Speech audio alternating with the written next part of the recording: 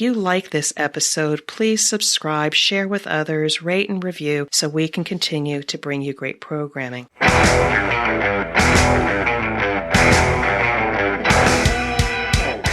is The Thing About Cars, a podcast for car enthusiasts and the people who love them.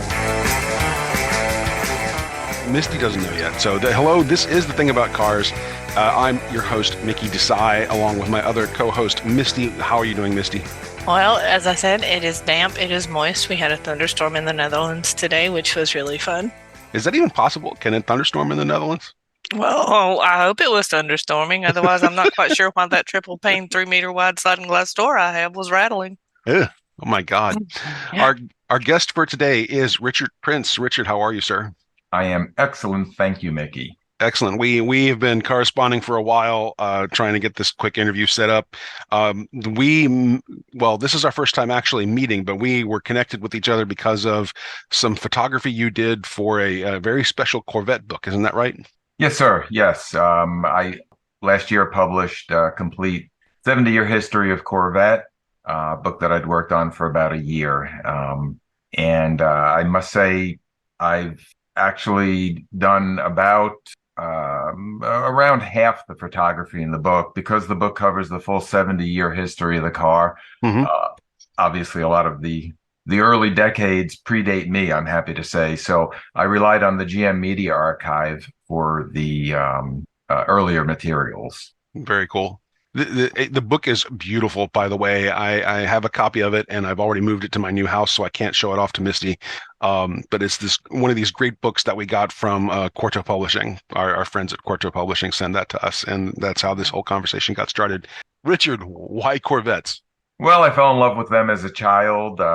My first recollection of early childhood involves a project car that Hot Rod Magazine was working on. It was a 67 Corvette, and my sister actually bought a copy of that magazine, and I looked through it. I was already car aware, and it was the full page photo of that 67 Corvette that really drove my passion for the cars. I looked at that. This was well before I was able to drive, too young to have a license, but that motivated me. We were actually on a family trip to California, and I was committed immediately that when we got back home to New York, I was going to find a job, find a way to make money, and start saving my money so I could buy one of those, a C2 Corvette, immediately. So that's really what engendered the passion initially, and it's been a consistent thread throughout my life, both as a hobby and as a vocation in one way or another.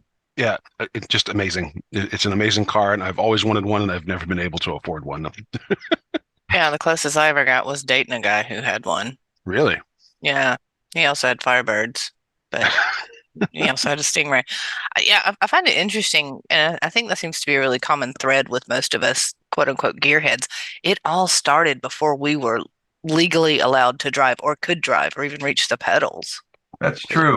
For a lot of people, it's the environment they grow up in. So they grow up in a car household, and if their parents or their uncle, their grandfather, whoever was a Firebird or Pontiac guy, they become Pontiac people.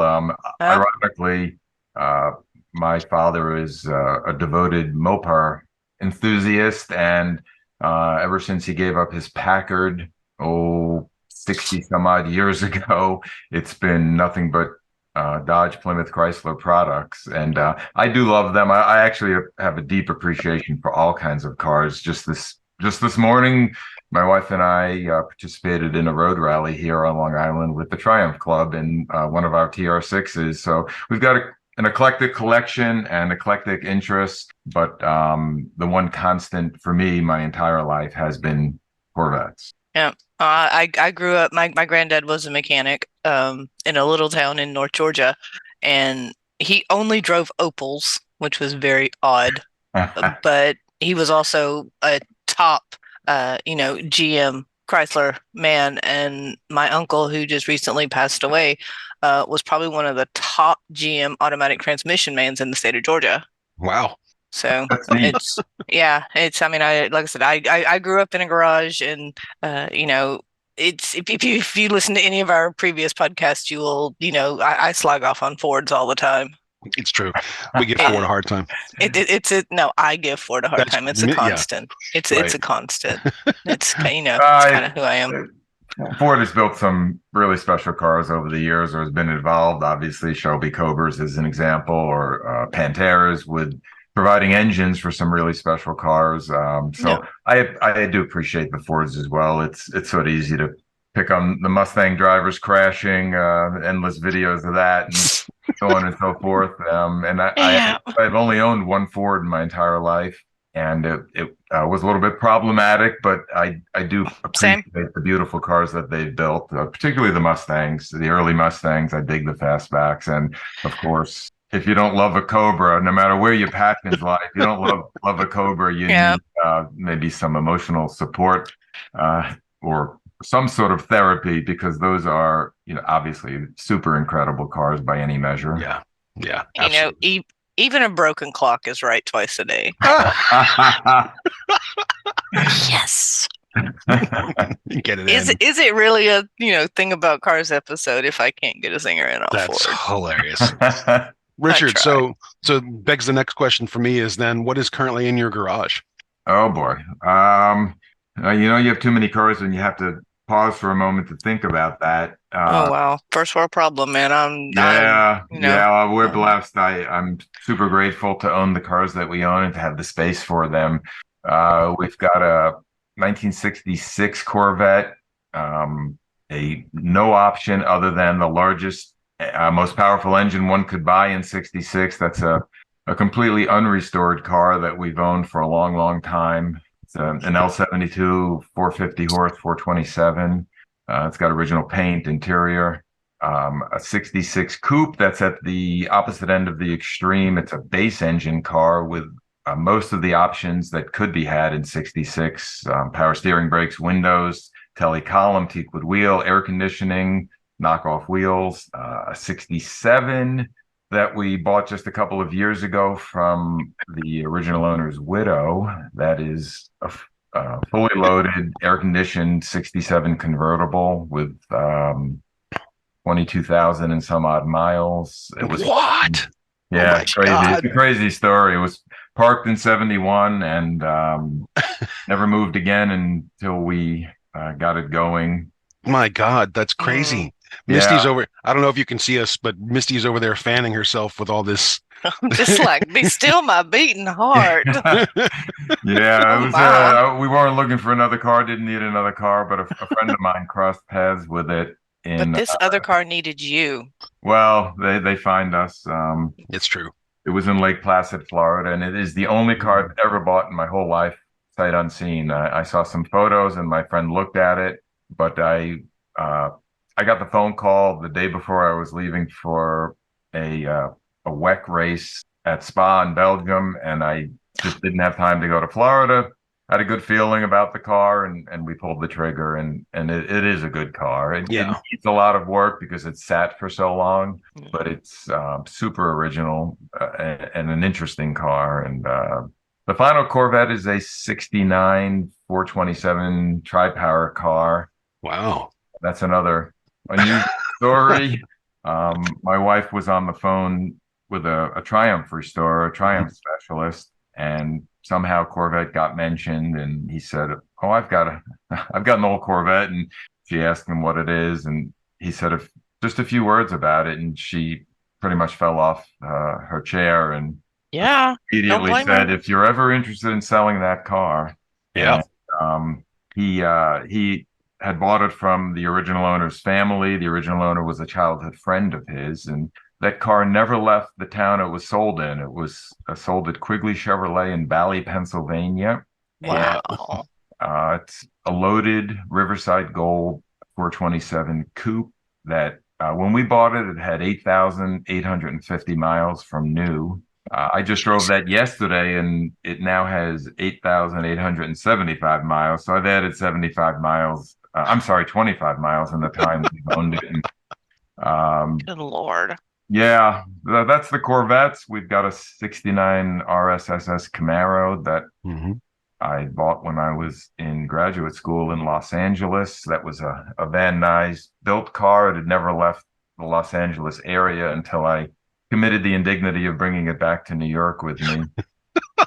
And it's just a super sweet car. It's a no rust, original sheet metal RSSS with a lot of options. And we've got a 1991 Alfa Romeo Spider Veloce. That's a low mileage, all original car. That car was bought new by my father-in-law, and we're the current caretakers for it. That will go to my son when he's out of college and has a place to keep it and the time and the space to give it the love that it deserves. And the TR6 we drove this morning is a beautiful car, 71, that was also a California car most of its life. No rust, no accident. Car with pretty much the only options that you could get in those cars those years. It's got an overdrive transmission and a hardtop and a factory radio. And it's more fun than you can imagine from about 95 horsepower. It's like driving an oversized go-kart. Super, super sweet car. And we both love it. My wife and I absolutely adore that car. You just get so mechanically engaged with it. You feel every gear change. You feel every axle rotation. It's really, really sweet. And thank you. Final car is she bought one more TR6 a few weeks ago. Wow. Because nobody really can be happy in this life with just one TR6. So. I keep saying the same thing about the Miata. Or the MX-5. Yeah, exactly. So that's what I have. I have a 2016. Super fun. Best car. It's probably the best fun value in the entire car universe. See? So all right. Go ahead, Misty. Well, I was gonna say you were talking about going to Spa in Belgium, which is actually not too far from my house. Well, it's a couple hours from my house for WEC. Because I'm sitting here and I'm looking at your pictures and I'm just like, I just want all of these beautiful cars. I'm just like, because I mean, I'm one of, it's me and Tim, the trivia czar, who are insane Formula One fans. Yes, both of them are. Yes. So and I think it was last year. My husband and I were taking a trip to Luxembourg, and he just took a side trip to Spa, and I didn't get in, but I was sitting at the fence just watching the cars go round and round. And I was like, I'm in my happy place. I'm in my happy place. You should find a way to get to an F1 race at one of the historic tracks like Spa. Mm-hmm. Spa, unbelievable experience. And worth whatever. It's super expensive now, ridiculous. But even if you just do it once, it's worth it. Yeah, you will literally not believe this. I live about 35 kilometers from Zandvoort, right? Yeah. It would actually be cheaper for me to go to Spa than Zandvoort. Wow, that's hilarious. Because the ticket prices are absolutely insane. But Spa is on my bucket list of tracks. If our dreams come true and we can turn ourselves into, something more of a television production for the Thing About Cars, which, by the way, Misty, we are working on that. I know. I've got my assignment. Italy. Oh yeah, you do have your assignment. Awesome. Yes. So I've challenged the entire gang to come up with a way to get a 3 to 5 minute segment made of their choosing, so they can go out and film something related to the things we talk about on the show. But if we do that, then there's no reason, with press passes, that we shouldn't be able to get into one of these shows at some point, even if it would be expensive. We need to work very hard to make that happen. I will take one for the team and go to Spa. You can just imagine the sacrifice. I mean, this is how much I love this podcast. You are the woman for the job. That is true. I'm willing to sacrifice. So, well, there's a race at Spa this weekend, but you're 6 hours ahead, or it is in that part of Belgium. So I think it's over now. You just missed it. Yeah. Well, I'm hanging out today waiting for Miami. Okay. So that was interesting. What is the most, I guess besides the Corvettes, we all love Corvettes, and there's two people I never trust in this world, and that's people that don't like cheese and people that don't like Corvettes. I'm pretty simple. I'm a simple girl. I'm from Northeast Georgia. I'm from Raven County. But besides the Corvette, which car have you photographed that just made your heart go pitter patter, pitter patter, pitter patter, pitter patter? Oh boy. Well, I had the privilege to photograph a 1962 Ferrari GTO on a couple of occasions. Most recently, about 2 years ago. Well, it feels like 2 years ago. Maybe it was Well, it was post-pandemic, 2 or 3 years ago, and that's obviously an iconic, incredible car that most people don't have an opportunity to get up close and personal with. And the particular car that I photographed is the only unrestored example remaining of the 36 that were Nice. built. That car was on Long Island for many, many years. The Unfortunately, the owner passed away not that long ago. Mm. A man named Jim McNeil, and I don't know where the car ended up, but he bought that car, if I recall correctly, in 1966, and he loved it and maintained it and adored it for all those many years. And I first crossed paths with that. Oh my gosh, 30 that particular car about 35 years ago. My wife and I owned and operated a restoration shop, and Mr. McNeil was vintage racing that car up until that point. This would be the mid late 80s, when the value was escalating pretty rapidly. And of course, I don't recall exactly, but at that point, the car, maybe it went from a million or $1.5 million car to a $3 million car. And he suddenly was nervous about putting it out on a track. So I owned a car at the time that had been raced since new, a Corvette, that had a long storied history. And he tried a little bit to talk me out of that car because he was looking for a car with early race history that wasn't nearly as valuable as his Ferrari. And anyway, that's how we first met. But that one comes to mind immediately as a really, really special car that I've had the opportunity to photograph. And that's just one of many. I've over the past 30 plus years had really incredible opportunity. I've been blessed to be able to photograph some of the world's most iconic cars, and cars with really, really special backstories, really emotional stories. And of course, a lot of my work in recent decades has been in the racing world, particularly the sports car racing world. So that's provided tremendous opportunities. And I do new car photography as well, primarily for General Motors, for Chevrolet and Cadillac. I've done quite a lot for Chrysler Corporation and various other car companies. So that's exciting. It's exciting to photograph future product, brand new cars before they've been unveiled and introduced. That's always very satisfying as well.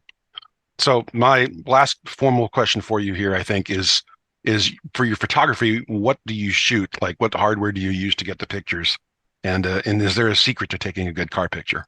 Well, the hardware is pretty easy. Most of my work is done with Canon equipment. I recently switched to mirrorless, so I've got R3 bodies, and I've got almost every lens they've made, from fisheye and 14 millimeter super wide up until 600 millimeter. At least one of every long lens, from a 600 down, of 600, 500, 400, 300. At different points in my career, I've had to ship equipment around the world, typically with teams on the team transporters. So I'd, for example, be in Montreal for the Formula One race there, and then I'd leave straight from Montreal and fly to Paris for the 24 Hours of Le Mans, because they were back to back. So I'd have one or two cases of equipment that went to France. I'd have one or two cases of equipment on the Ferrari transporter for the Ferrari Challenge races. Anyway, but to answer your question, Canon 35 millimeter mirrorless now, and I also have a Hasselblad medium format system that I use for special occasions. The Hasselblad is not digital, though, is it? It is. I did have a Hasselblad film system, and I sold that quite a few years ago, and then now have a Hasselblad digital system. But it's too slow to use for race photography, and so anything that requires speed and rapid movement, I use the Canon R3s for. Yep. Richard, you're giving me a serious case of envy on multiple levels, not only with the cars, but with the camera equipment. Yeah. Right. I just want to say, Richard, if you ever find yourself in the Netherlands, let me know, because like my best friend has this gorgeous mint green Fiat 500, and her and I have matching mint green 50s vintage style dresses. So if you wanted to do a more, Pin up. every day, something like That sounds that, like fun. Misty, a Fiat 500 can't hold a candle to a Corvette. Well, I know. Well, not as far as raw power, Mhm. but it is so adorable. Yeah, I dig them too. They're I cute. mean, Cinco I I love Midge, not to the extreme that I love Claudette. Claudette is my MX-5. It is the soul red MX-5, and my best friend, her car is the mint green Fiat 500 convertible with the nice cream tan interior, and her name is Midge. A You know, long time ago, I owned a Subaru branded version of the Fiat 500. There was a license agreement between Subaru and Fiat for Subaru to basically produce the 500 for sale in certain markets. And I don't know how it ended up in the USA, but I ended up with one of those cars, and it was super fun. It's like the Triumph. It's sort of something you almost put on like you're wearing a comfortable sweater, and you feel every single aspect of the car when you're driving it. So I appreciate that, the 500s. I do get to Amsterdam typically just to connect. I'll be going to the Middle East at the end of the year for the WEC race in Bahrain, and we'll connect through the Netherlands. Schiphol is a nice airport, I have to say. It is. Yep. The All right, whole country's nice. Beautiful country. Yeah. It is. Where are we going next year, Misty? Where we're going? We're meeting you in Europe for what?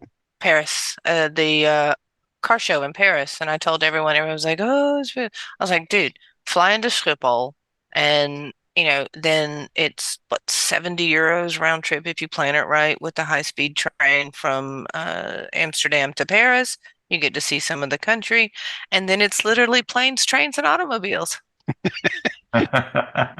I can't wait. I hope we can make that happen. That would be another dream come true for us. But as much as I want this talk to continue forever, Richard, I've got to close it and ask you our standard questions for our guests. The first one you've already sort of answered. The question was, what's your dream car? Yeah, that's like asking what's your favorite child. Yeah. All things considered, I'll say the C2 Corvette, the mid-year Corvettes, 1963 through 7. And of those years, though, the 63 split window and the 67 big blocks are longtime favorites with most collectors. The model year 66 is my favorite if I had to pick one favorite. Yeah, I just love the cars. The styling to me is as close to perfect as automotive styling can be. And timeless, it just keeps looking better and better as time passes. And though they're crude by modern standards, like anything made 50 or 60 years ago, they are entirely drivable and usable. I would not hesitate to get in the car and drive it across the country. You have features like power windows and air conditioning and comfortable cruising. They're weather sealed. They're just great cars. Excellent stuff. I would happily accept a Corvette with none of the bells and whistles. Give me roll up windows and a rag top, and I'm happy. Amen. Amen, brother. Richard, where's your next road trip going to be? In just a few short days, I leave for California. Not a road trip. I'm going to fly there for the IMSA race at WeatherTech Laguna Seca. I do the Corvette racing program photography for Chevrolet. This is my 27th year photographing that program. Wow. And I do Cadillac's racing photography since 2003. And after Laguna Seca, I may go to Watkins Glen for their first annual Corvette Festival. They're going to have a car show celebrating the fact that the idea for Corvette was actually born at Watkins Glen in 1951. And so I may do a book signing there, actually, with the Corvette 70-year history book. And at the end of the month, I leave for Le Mans, for the 24 Hours of Le Mans, the most epic sports car race there is on this planet. And this will be my 24th, I believe, race there. I've been there. I think this will be my 38th or 39th or 40th trip there, counting the test days that precede the race, and look forward to that very much. It's crazy. It'll be extra crazy this year because it's the 100th anniversary of the race. So Yeah. It's going to be absolutely crazy. They long ago actually sold out, and in all my years going there, that's never happened. I didn't even think it could happen because it's not a stadium race. Most of the 8+ mile circuit is still on public roads, and it goes through villages and hamlets. And though there is quite a lot of grandstand seating in the dedicated portion of the racetrack, endless numbers of fans just line the circuit, and they're all around. And I thought it's sort of like selling out a large city. And normally, typically years, there are several 100,000 people there.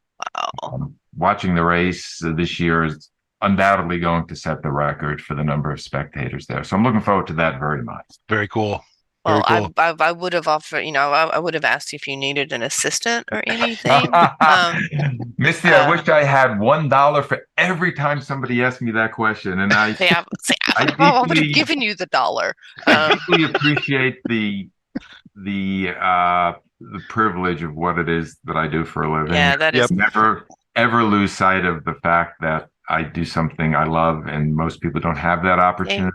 So I understand where that question comes from. Yeah, well, but unfortunately, on the 2nd, we are leaving for our road trip. We're driving from the Netherlands to Italy, just south of Venice. Good for you. Yes, I love that drive. Because once we hit the Italian border, we hop off the highway and do back roads. Ah, yes. And it's the best. Best way to do that. All right, we're running out of time here rapidly. So 2 more questions, Richard. What's the most fascinating thing you've seen on the road or in someone's garage?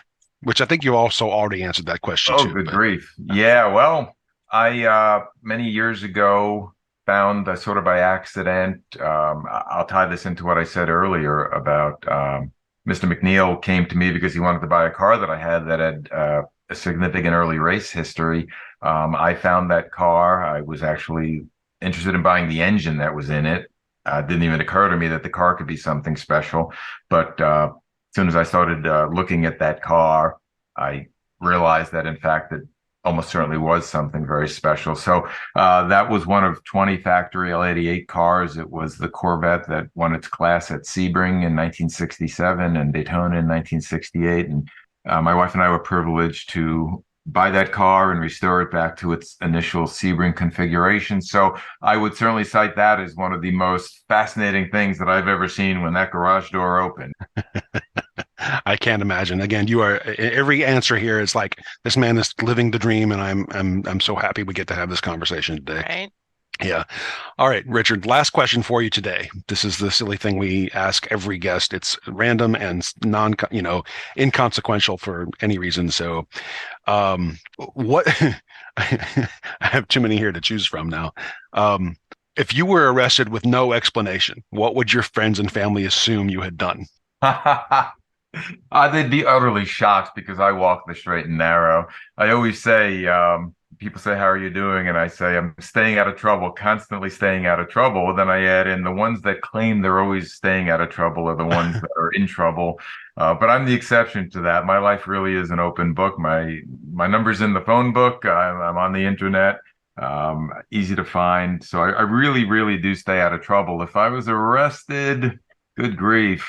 I guess some people might assume it was for exceeding the speed limit by a wide enough margin to go from a traffic offense to a criminal offense. But other than that, no, I'm not the guy out there knocking off liquor stores or waving guns or getting into road rage fights. I really do lead an even-keeled life. I try to sync my life with the rhythms of the universe and accept everybody and everything for who they are and what they are, flaws and faults alike. So I really do stay out of trouble. And if I was arrested, if it's not shocking to anybody out there listening to this who knows me, it should be. You're wrong. I'm not that guy.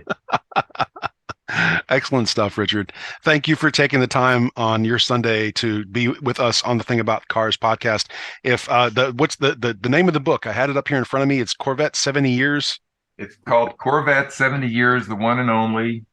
by Richard Prince. And if people are interested in a signed copy, they can contact me directly. I'm very happy to. I always say I write a book within a book. There's space in the front of the book where I really do enjoy personalizing it and thanking the people who have made my livelihood and my life possible by supporting the hobby. And so I'm very happy to do that. Otherwise, they can easily buy the book anywhere that books are sold, Barnes & Noble, Amazon, directly from the publisher, Quarto, or a lot of independent booksellers. Right. And if they wanted to contact you to get that autograph, how do they do that? Well, easy way is via email, richard@rprincephoto.com. They can go to my website, rprincephoto.com, and my phone number's there, my cell number's there, my address is there, and that email, richard@rprincephoto.com, is there. So they can contact me also through social media, Instagram, Facebook, and the website. That is awesome. Richard, again, thank you for being our guest today. If you ever come through Atlanta or through the Netherlands, please let us know. We'd love to meet up for a cup of coffee or something a little stronger. Again, thanks for being here with us today. It was my pleasure. Thank you very much. Thanks for what you do to support this hobby that we all love so much. It's fun stuff for sure. Oh, it is. I mean, it just, totally makes my day. Thank you for listening. This has been The Thing About Cars. We'll see you on the road.